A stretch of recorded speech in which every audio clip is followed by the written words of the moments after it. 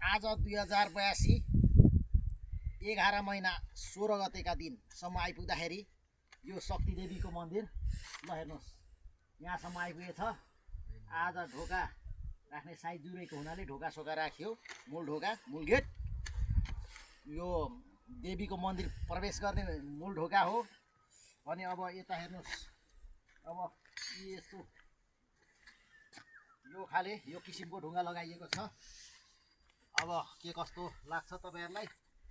यहाँका हडौलेवासी, यहाँका देवीका भक्त दर्शनार्थीहरूले भनिदिनु होला के कस्तो राम्रो नराम्रो। अब हुन त अब यो भन्दा अब धेरै मिलाउन सकिँदैन। के गर्नु, सकेसम्म आफ्नो कलाले भ्याएसम्म चाहिँ दिमाग प्रयोग गरेर लगाएको यस्तै छ। अब जे होस्, जे जस्तो भए पनि मन्दिर राम्रो बन्ने छ। सफा र स्वच्छ दिलले, राम्रो नजरले हेर्दा मन्दिर राम्रै देखिन्छ।